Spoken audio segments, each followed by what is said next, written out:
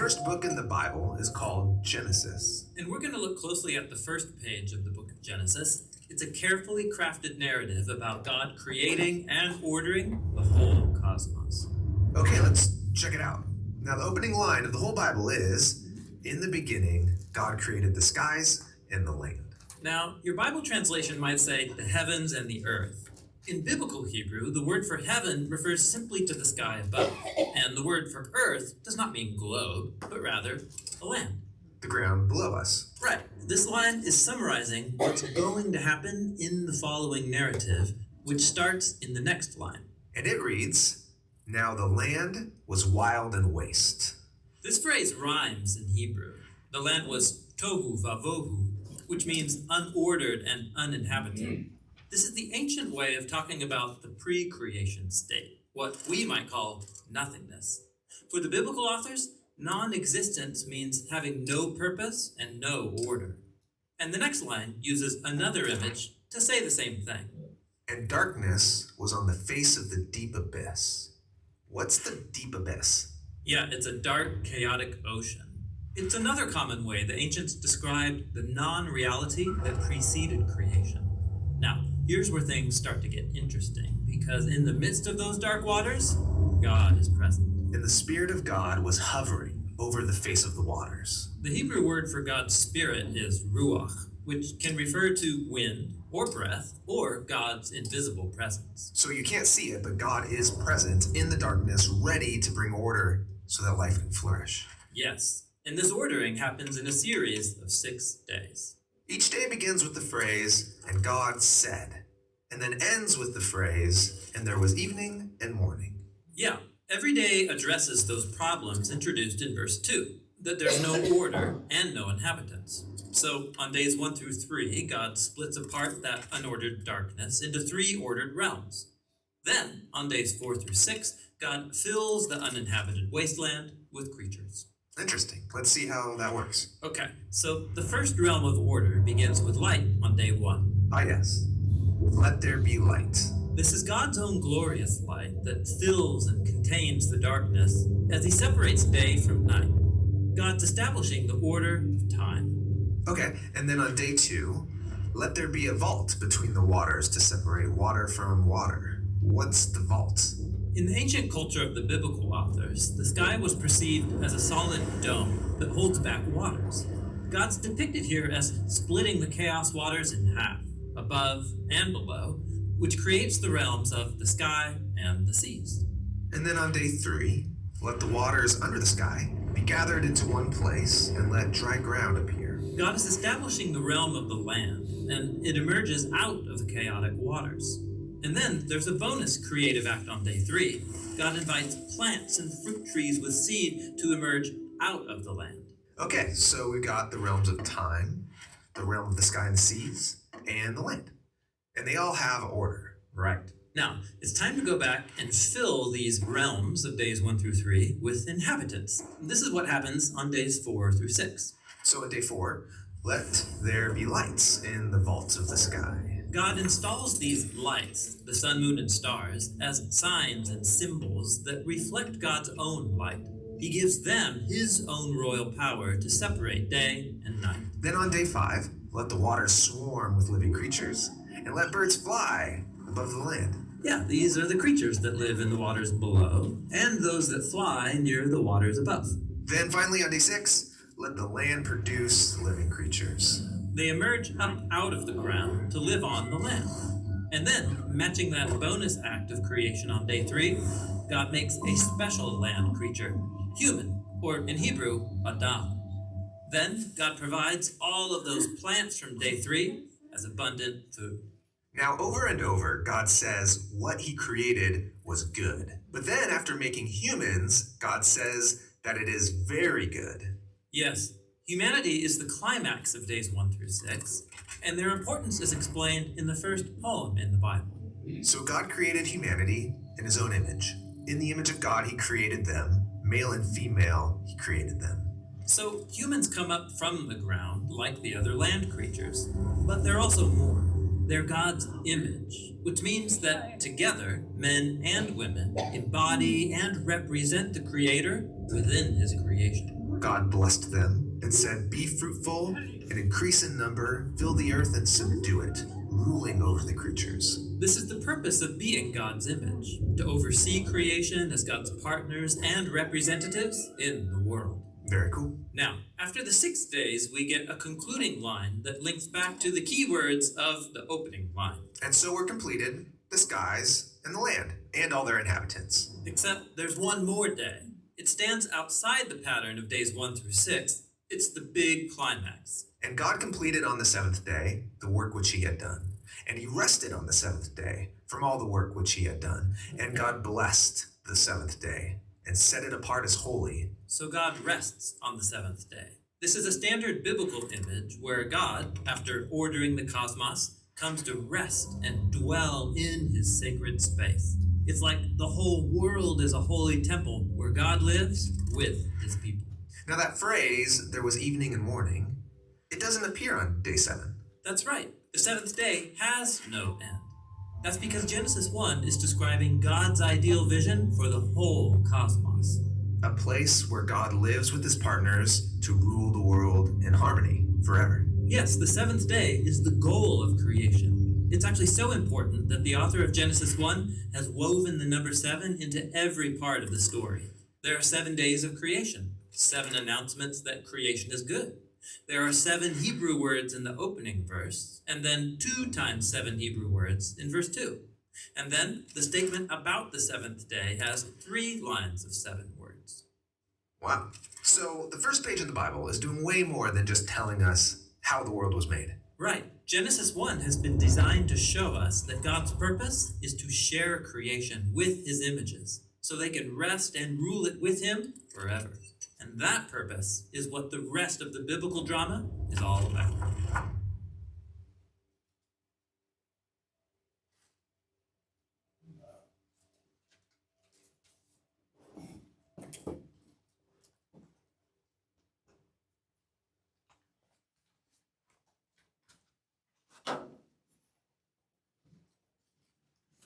And with that, I start the creation series of videos. That's just a reminder. Anybody remember any of that stuff? We went over a bunch of that. Anything? Okay. Anything stick out? The sevens. Yeah, that's another thing that you'll find in other books of the Bible. The emphasis on the number 7, especially in the apocalyptic books. God's creative work. God's creative work. That's right.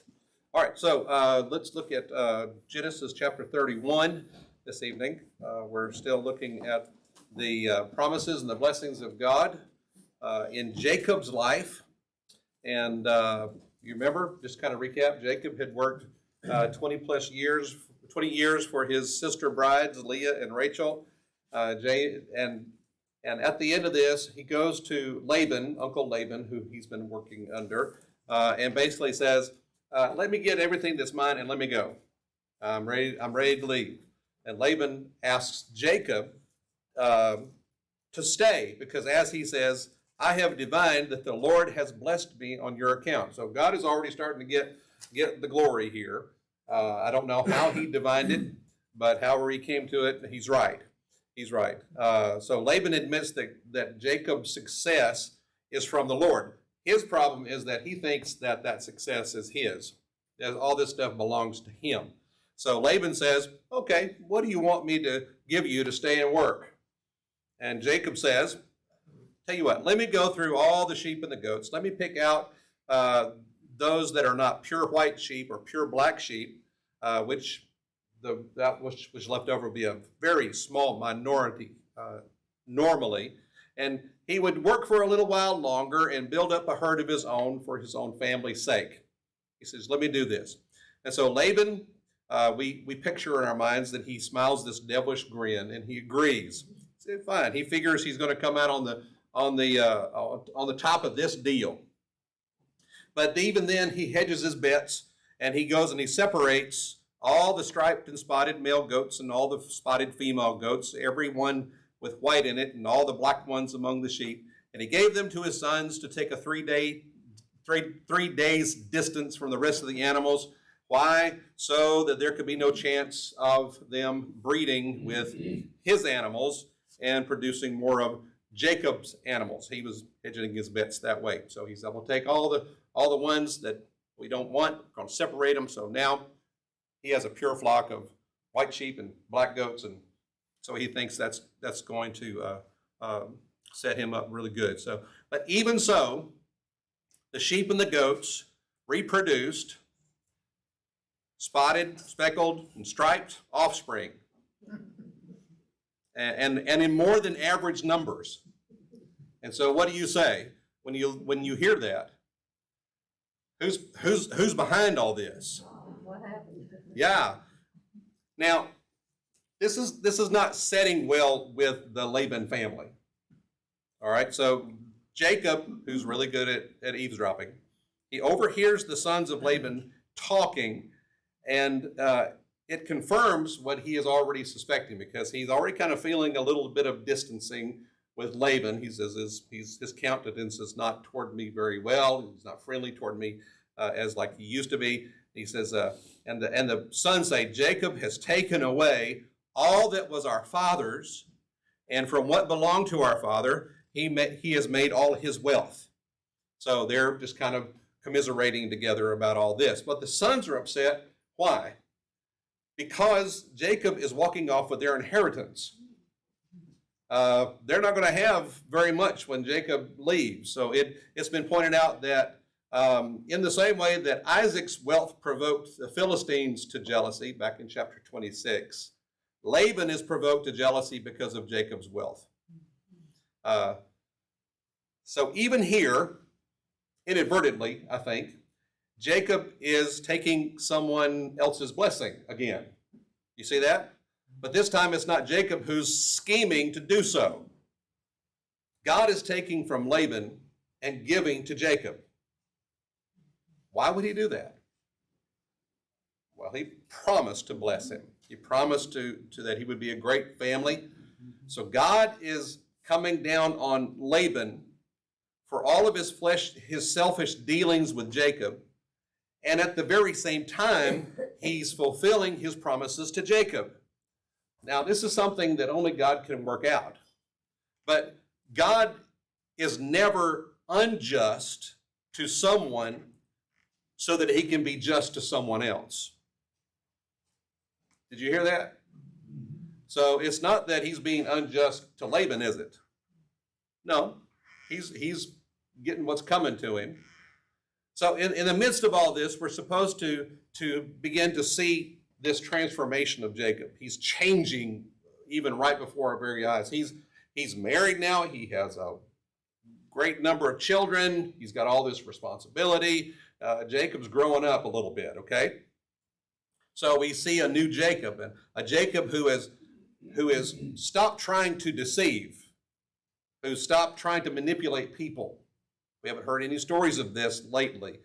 Now we see Jacob as a man who is learning to let the Lord be the Lord of his life. He's beginning to take notice more and more of the Lord. And I think that he's realizing that God is faithful. He's faithful. This is very important. We say he's faithful, but do you know that he's faithful? And if you know that he's faithful in the heart of your hearts, it changes the way that you react to the things of this world, right? And he realizes that God is faithful and that he'd be better off with what God gives him than what he can con others out of. And he's pretty good at the latter. He can do it. So Laban's sons are really angry about what may be theirs to inherit after Jacob has cleaned them out. And Laban is upset over coming up on the short end of the deal. He's not used to this, especially in dealing with Jacob. He's usually been on top of all those situations and getting the better of Jacob. So we find out that Jacob is responding to God's command to return to the land of his fathers. And this is a part of the promise that God made to Jacob back in chapter 28, verse 15. He says, "Behold, I am with you and will keep you wherever you go and will bring you back to this land, for I will not leave you until I have done what I have promised you. God said that to Jacob. So now we find out, verse 3 and 31, he said, the Lord told him, it's time to go. It's time. So God calls him back to Bethel, where he made the original promise. And this is the turning point in Jacob's life, right here. This is the turning point. Jacob has now embraced the responsibility of patriarch of his growing family. And what does that mean? He is responsible for the entire family. He holds all the resources in his hands, and he's responsible for making sure that everybody has everything they need. He's also responsible if somebody gets captured and taken off with it. He has to go get them. If there's a wayward child or whatever, and the prodigal, he has to go get them too. He's the patriarch. He has all this responsibility, and he's embracing it. And so when he gets this word from the Lord, he calls for Leah and Rachel, and he told them, look, go pack up and get ready to go. And as he's doing this, as he's explaining this, he's retelling the story about how Laban had mistreated him and tried to cheat him. He says, even though I have served him with all of my strength, in verse 7, yet he has cheated me and changed my wages 10 times. I don't know how long y'all would have stayed around after about the second or third change, but he stayed around. And then he says something very telling. He says, God did not allow him to hurt me. Jacob's speaking about God and how he is working in his life, how he's fulfilling his promises and that sort of thing. You see the change that's happening in Jacob. So he's testified that every time Laban changed the rules of the game, this is really interesting. But what he would do is he would say, he would change, and he said, okay, all right, now you weren't having these animals. Okay, now we're just having the spotted, just the spotted. You can have that as yours. Or the next time he would change it, you can just have all the striped or all the speckled or all the mottled or whatever.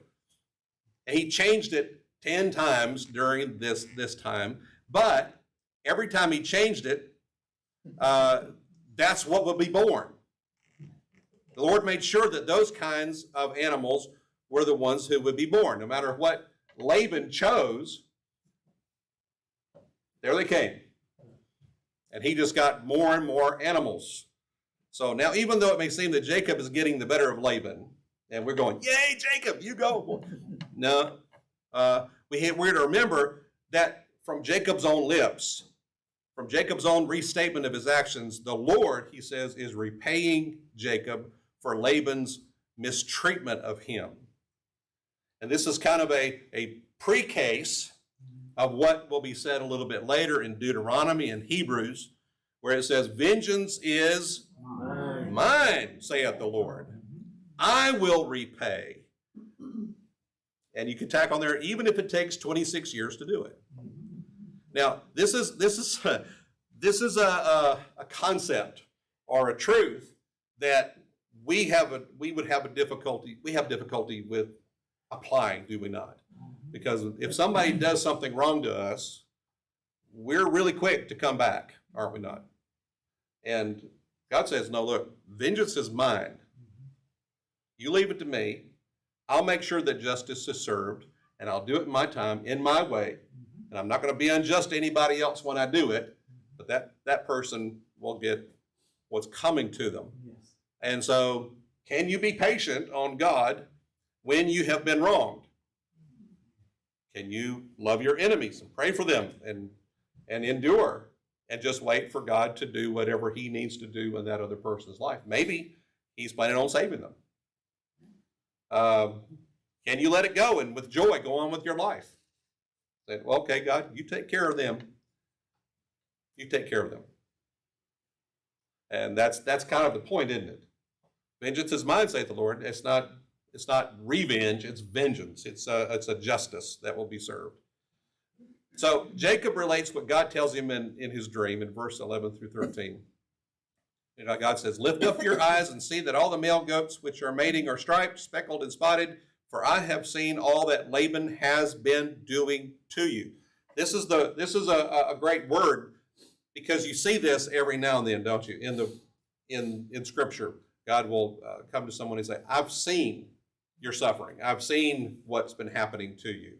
And he acknowledges it, but he's also going to be active in doing something about it. So how long has Laban been doing this to him? Well, 26 years. Spent 20 years working for his wives, and now he spent 6 more years building up his herds.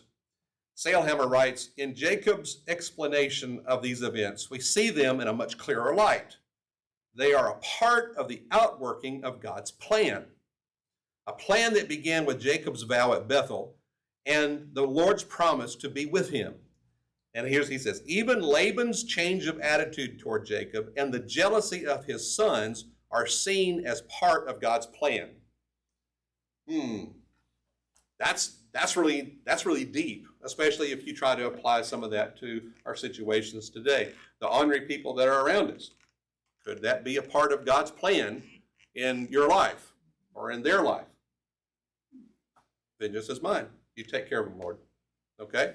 So Leah and Rachel, they're all in on this. Okay, they say they don't have anything to hold them to their father's house. He says, do we still have any portion or inheritance in our father's house? And the understood answer is no. And they're with Jacob, and guess who has all the goods anyway? Jacob has them. Laban hasn't treated his daughters any better than he has Jacob. He said, and they say, are we not reckoned by him as foreigners? Listen, for he has sold us and has also entirely consumed our purchase price. We have daddy issues going on here, right? All right, and so they're ready to leave and cleave. So just like Rebekah and later Ruth, we see a pattern here. Jacob's wives are willing to leave their childhood homes, their childhood families, and follow their husbands into Canaan. We see this pattern, do we not?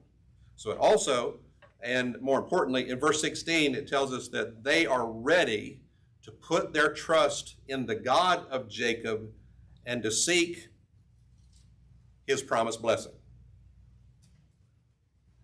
We're moving.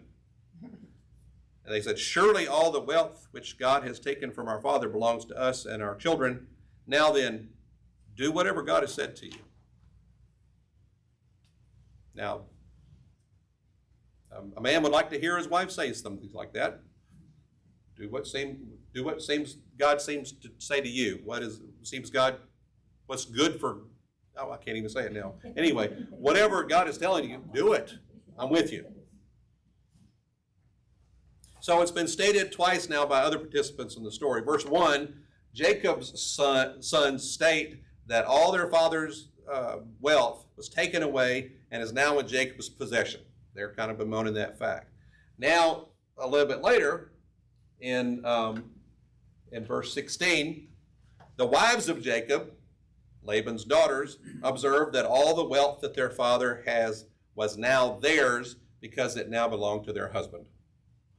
This is really something, because it happened miraculously, did it not, through the birthing of all these animals. So Jacob has the cooperation of his family. So what does he do? He packs up everybody and everything, cattle, people, possessions, and what does he do? He obeys God in leaving and going back homeward. God says it's time, and he packs up and he gets ready to leave. He didn't leave earlier, but it almost seems like he was waiting for God to tell him. Or maybe he didn't know when to go, but when God told him, he went. He started off. Patrick Williams writes this. He said, this is a story of human obedience and divine protection. Human obedience and divine protection. The obedience is Jacob's because he immediately sets out to return to Canaan. Of course, the protection came from God all along the way. In the mess with Rachel and Leah, the handmaids, the striped and the speckled and the spotted, all the way, God was protecting Jacob. Jacob finally realized this: obedience and divine protection. What a combination.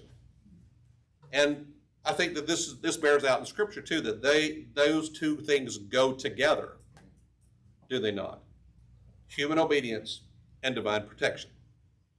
If you're following God, close at Him, then you have His protection. So, what are we witnessing here? We are witnessing Jacob's obedience to God and dependence upon God for his wealth, his welfare, his protection, instead of depending upon his own deceptive devices. This is huge. So after this is a victorious moment, okay? Yeah, the story comes to this point and you go, wow, this is really coming around. Yay, God, you've done really great things here. This is a victorious moment. And then we immediately get Rachel's thievery thrown in. I mean, it's like, oh.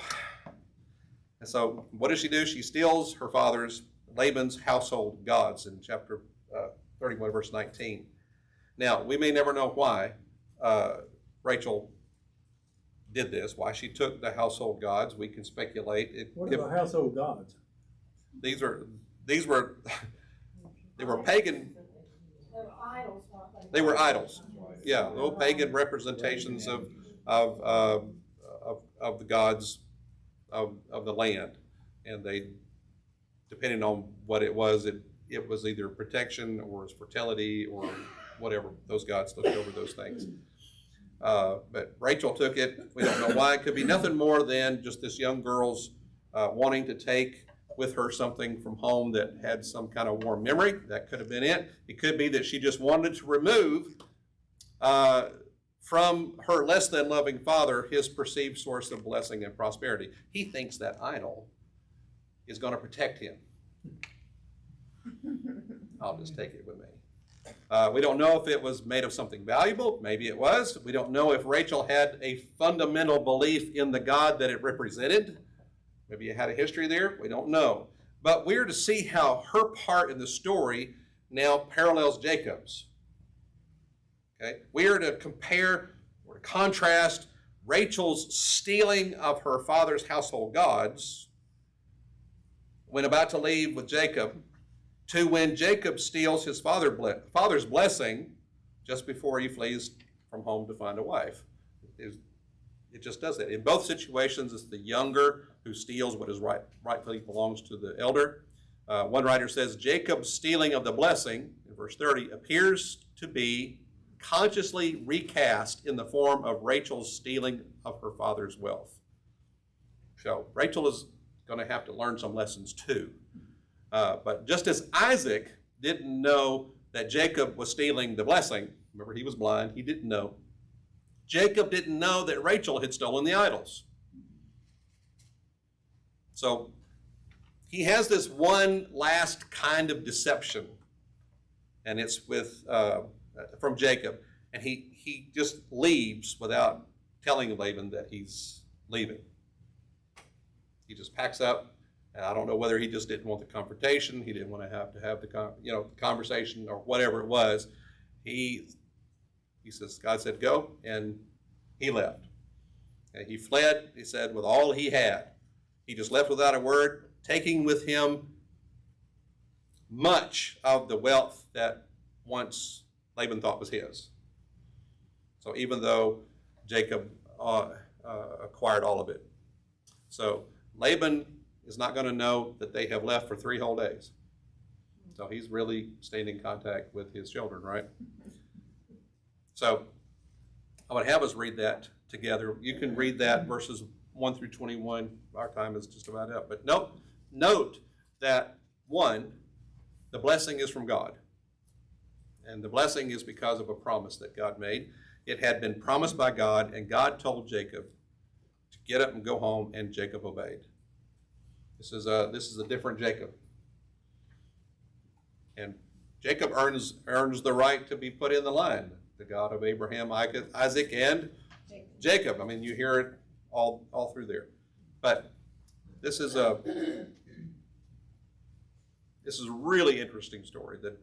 The change there, and then just the key moment of the human obedience and the divine protection being locked together in his life, and his dependence upon God to give him what he promised him, and not for him to weasel it out of anybody else or con it out of anybody else. Okay, we're not through with the story of Jacob, but because he's going to get chased. You know that, right? All right. But we'll catch a little bit more of that a little bit later. Quick comment? Anybody? Since the two sisters wondered if they were to receive some of the inheritance from their father, maybe those statues were valuable, and in her mind she was thinking that was her inheritance. I don't know. Maybe so. She waited till he went out to the fields to go get it. Wait till he wasn't there. We don't know why she took it, but she did take it. Well, I love verse 3. I'll read that for us. It says, "Then the Lord said to Jacob, return to the land of your fathers and to your relatives, and I will be with you." Mhm. Yeah.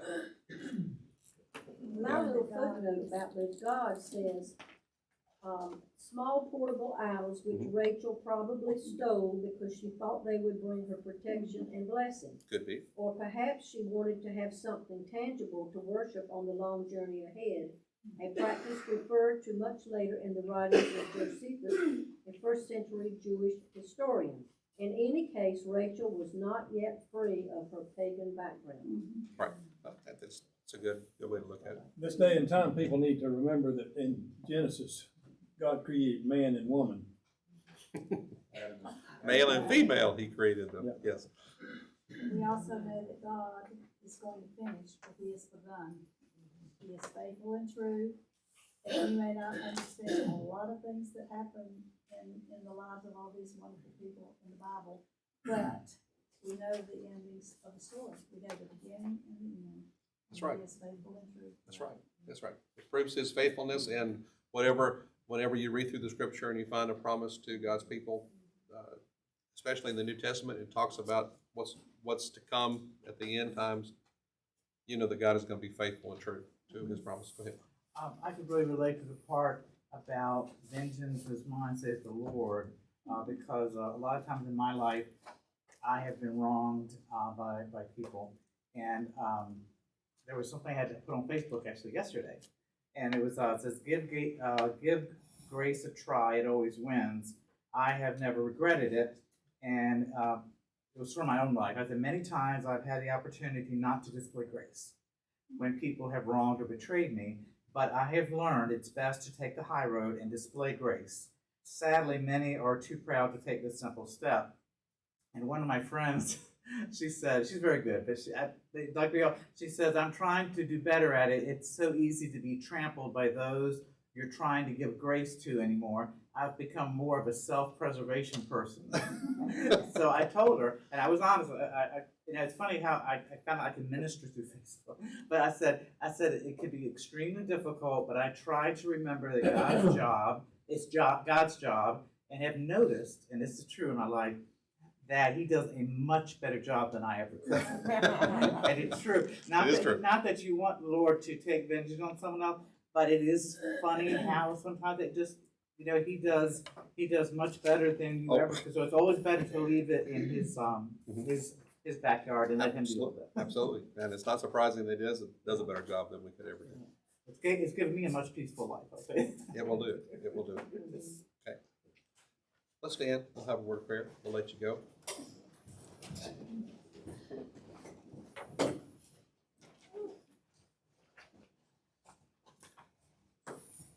Luis, would you close us in prayer?